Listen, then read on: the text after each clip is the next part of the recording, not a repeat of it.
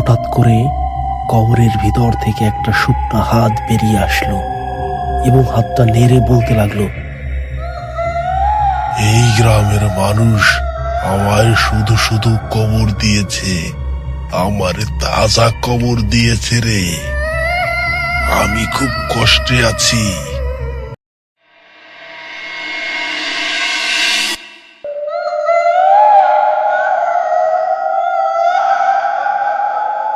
এই কালীপুর গ্রামটা দিনে যত শান্ত, রাত হলে ততই ভয়ঙ্কর। এই কবরস্থানের দিকটা সূর্য ডুবলেই মানুষ আর নামও নেয় না।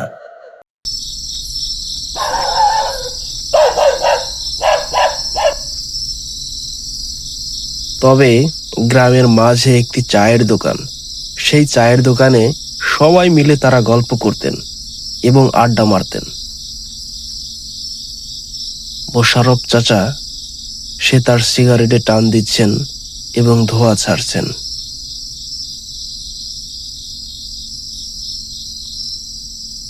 এই শোন, তোরা সন্ধ্যার পরে কবরস্থানের রাস্তার দিকটা তোরা যাস নে যেন। কাকা, আমি কসম কইরা কইতাছি, কালকে ওইখানে একজনে কান্তা ছিল। হ চাচা, ও ঠিকই বলছে। আমার কুত্তা পর্যন্ত সেইখান থেকে লেজ গুটাইয়া পালাইছে। ওরে আহাম্মকের দল, তোদের এই কারণেই তো ওখানে যেতে আমি নিষেধ করি। কেন কাকা, তুমিই বা নিষেধ করো কেন? সেখানে কি এমন কিছু ঘটেছে বা আছে যে সত্যটা আমরা এখনো জানি না? আছে আছে, একটা সত্য আছে। যদি থেকে থাকে তাহলে তুমি আমাদের শোনাও। না রে, ও কথা বলা যে নিষেধ। তবে তোরা ওই দিকটাতে যাস নে। তুমি বলো তো, আমরা শুনি, এরপরে সিদ্ধান্ত নিব ওইদিকে যাব কি যাব না। তোরা যখন এত করে বলছিস, না বলে কি আর উপায় আছে? শোন তাহলে।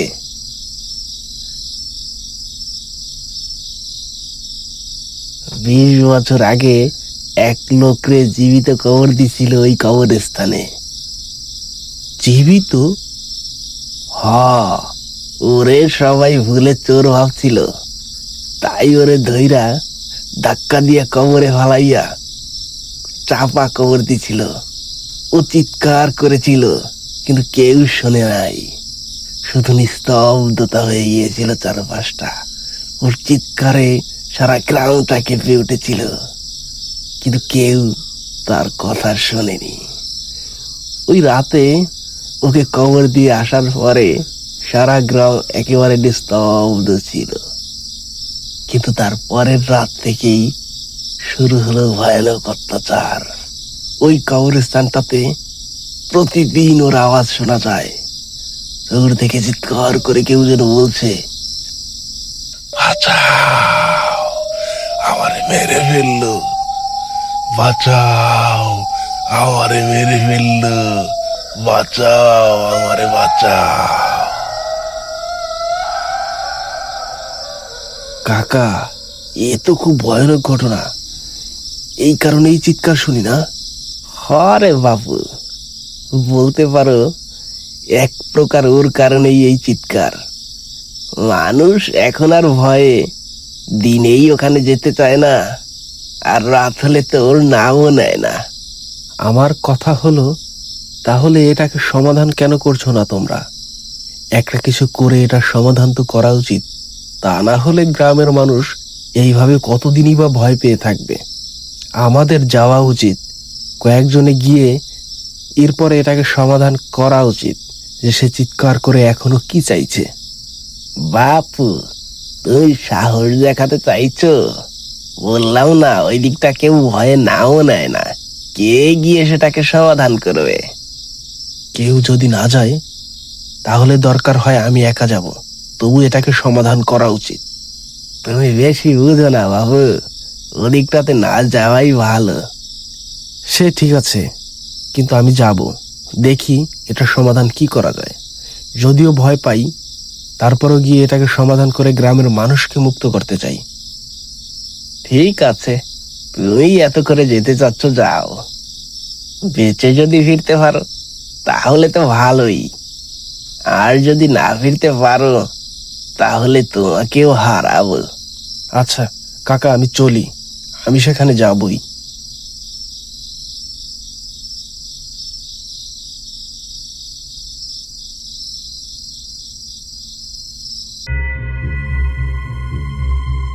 সুমন কারো কথায় কান দিলেন না। হাতে একটা হারিকেন নিয়ে সে কবরস্থানের দিকে হাঁটতে লাগলেন।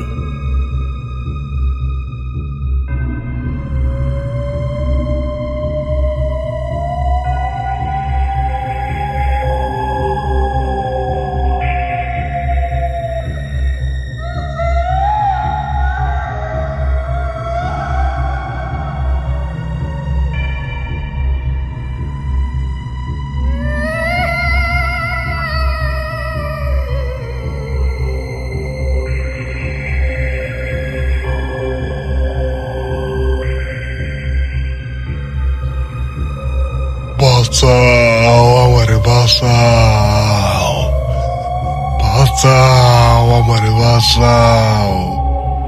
ওরা আমারে তাজা মাটি দিয়ে দিল। আমি তো কোনো অপরাধ করি নাই।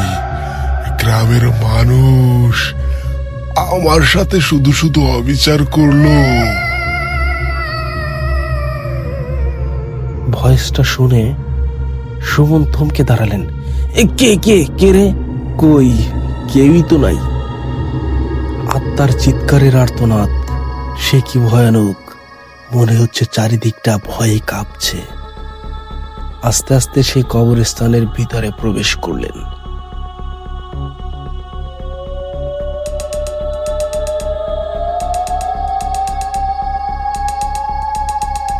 পুরো অন্ধকার, মাটি থেকে কেমন একটা শব্দ।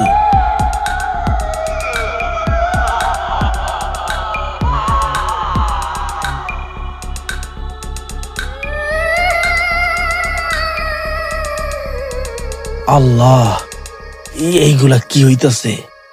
মনে হইতাছে কবরটা যেন কাঁপতাছে, মাটি ফাইটা কিছু একটা বাইর হব মনে হইতাছে।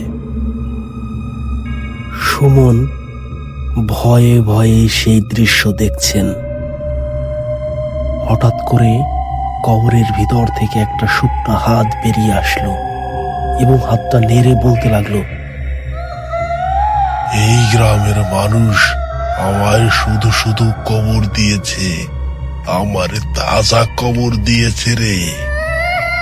আমি খুব কষ্টে আছি, আমার এইখান থেকে তুলে আবার দাফন কর। গ্রামের মানুষ ভুল করেছে, কিন্তু আমি তাদের কিছু বলতে চাই না। আমাকে তাজা মাটি দিয়েছিল, আমি সে কষ্ট পাচ্ছি ভিতর থেকে। আমাকে তুলে ভালো একটা কবর খুঁড়ে সেখানে কবর দে। সেটা তো বুঝলাম, কিন্তু আপনি আপনি কোথা থেকে কথা বলছেন? আমি কবরের ভিতর থেকে কথা বলছি রে। তুই আমাকে তুলে অন্য জায়গায় মাটি দে। আমার এখানে কেউ আসে না, তুই এসেছিস, একটা ব্যবস্থা কর। ও, আমি অবশ্যই আপনার জন্য ব্যবস্থা করব। তাহলে আমি ভিতর থেকে উঠে আসলাম, এখনই একটা ব্যবস্থা কর। এই এখনই কিভাবে ব্যবস্থা করব? হঠাৎ করে সেই কবর থেকে মৃত লাশটি বেরিয়ে আসতে লাগলেন।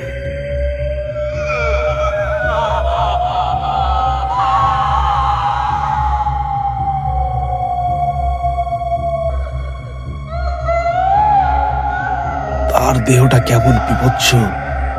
এই বিভৎসতা দেখে সুমন আর কোনোভাবেই সেখানে দাঁড়িয়ে থাকতে পারলেন না। সে মাটিতে লুটিয়ে পড়লেন।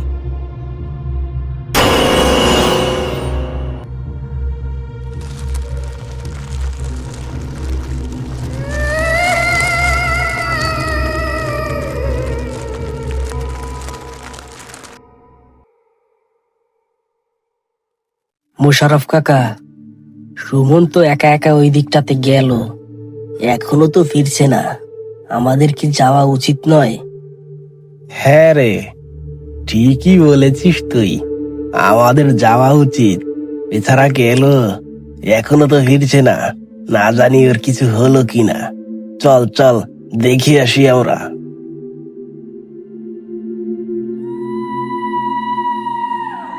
এরপরে মোশাররফ কাকা এবং আব্দুল্লাহ সেদিকটাতে যেতে লাগলেন। কত কইলাম যে শোন, ওই দিকটাতে যাস না, কেউ যাবি না। দেখো, কারো কথা শুনলো না। এখন না জানি ওর কি হবে বা কি হচ্ছে, কে জানে।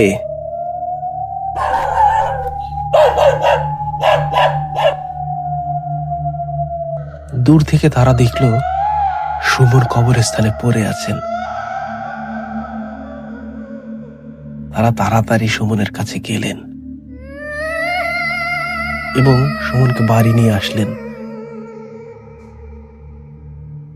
মাথায় তেল পানি দিয়ে সুস্থ করলেন। বৃদ্ধ দাদা হাসেম তাকে বলতে লাগলেন, দাদু ভাই, তুই ওখানে গিয়ে কি দেখেছিলি রে? দাদু, আমি দেখেছিলাম একটি ভয়ঙ্কর দেহ সেই কবরের ভিতর থেকে হাতটা বের করে কিছু একটা বলতে লাগছিল।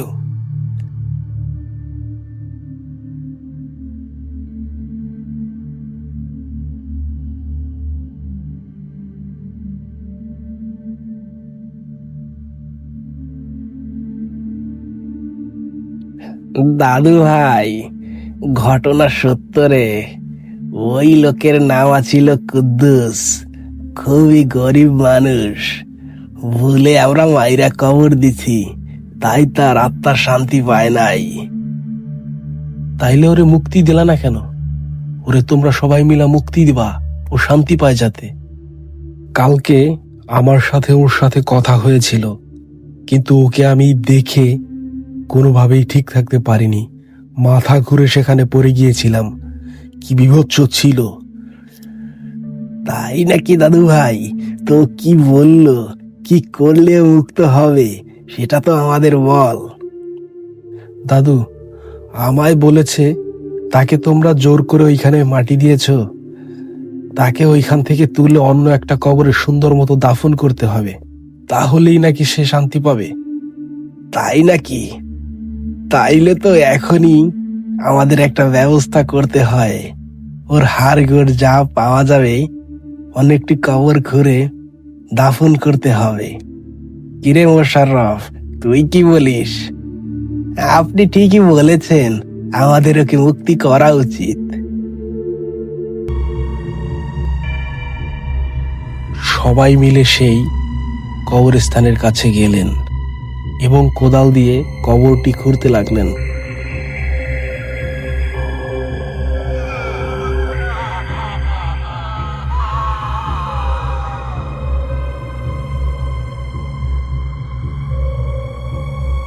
কবর খোঁড়ার পরে তারা যে হাড়গোড় পেয়েছিল সেগুলো আলাদা একটা কবর খুঁড়ে সেখানে দাফন করলো।